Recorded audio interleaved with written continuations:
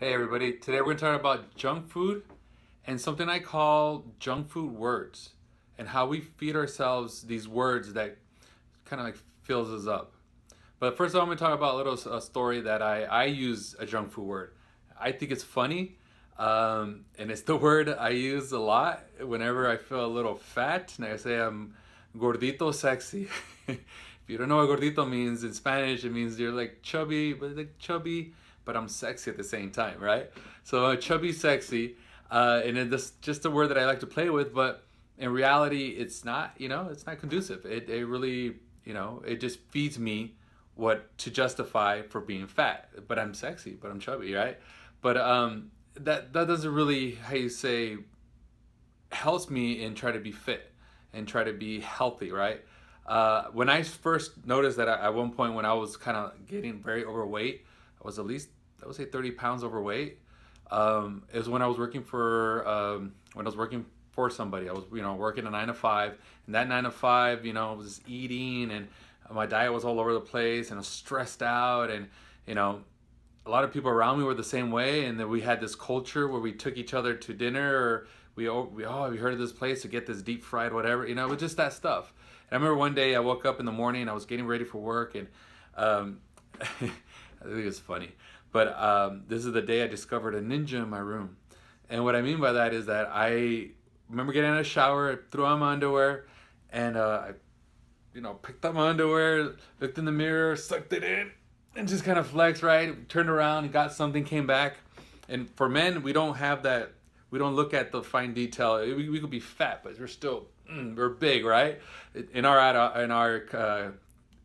vision of who we are. So what got me to realize that I was overweight and eating poorly was that every when I came back to the mirror, the front like of the elastic of my underwear was flipped forward. And I was like, well, that's strange. Well, whatever. So I flipped again and went back, came back to the mirror, and there it was. It was flipped forward again. And I was like, who's the freaking ninja in the room? They're flipping my underwear forward. And make a long story short, that was the day that I realized that I was overweight.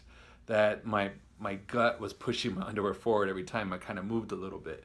So that day was a day of reckoning, I guess, a day of just transition for me, just to realize that, I hit my low, right? So that day I started to exercise, eat well. And today I'm not going to talk about how to eat. I'm not going to talk to you about what to eat, only because a lot of people already know that. You already know that. But what's defeating all of us is our conversation that we have ourselves about food, about what it is to be healthy, right? My gordito sexy word, doesn't really help me, but it's a junk food word. It's those words that we feed ourselves, that we justify certain things, or like, start eating, the diet starts next week, or the diet starts tomorrow, and you're gonna start, it will be tomorrow, but then you'll push it again to the next day, It's the ideology of start feeding you healthy words, and these healthy words are very difficult to say. It's the good self-esteem that I'm worth it, I'm a good person. And these healthy words, it is really hard to say sometimes, because we're fed the idea you're not supposed to talk about yourself that way, that I am good, I love everybody, I'm a good person, I do well, I'm confident, I'm strong. It's hard for us to say it, but it's easy to say, well, I could do it later. No, I can't do that. I'm not, my self-worth isn't all that. You know, Watch what you feed yourself, mentally, verbally, and actual food. Now, I do believe if you're gonna get a diet, I like the hypoglycemic index diet, and that's where you eat every 2 to 3 hours, where you eat breakfast, and then 2 to 3 hours later you do a snack, you lunch, snack, every so often you go out to dinner, and then after dinner you have a little snack. I like turkey before going to bed. It helps so you have blood sugar lost, and helps you stay asleep too, and the protein and the tryptophan that's in there. So this is what I mean by junk food words. Is these words that we fill ourselves up, and it doesn't do anything for us. It actually hurts us more. So, not here to tell you what to eat and what not, but I am here to tell you, be careful what you tell yourself, because what you tell yourself is your reality. And the more you tell yourself that you're a certain way, and then that's what's going to be. You're going to be that certain way. Your mind is so strong, what you tell yourself becomes your reality, and takes you further than that. It takes you to places that you don't want to be at. So watch what you eat. If you want to exercise, like I said, do that life hack 30 minutes before you go to bed. Just start thinking about losing weight. Start telling yourself the good words, and just slap yourself if you're saying negative things about yourself. I think you're awesome. You should think you're awesome, and just believe into yourself. That's all it takes. Now, here's a really cool life hack that I don't want to say justifies, but you might be having a lot more blood sugar loss than you realize. Okay, so somebody asked me a question like, why is it I love sugar so much? And these are one of the reasons. Now, if you pick up your left or right hand, doesn't matter. Now, I've had a couple of scars on my fingers, so they're a little off. But if you could tell that this finger is a little smaller than this one.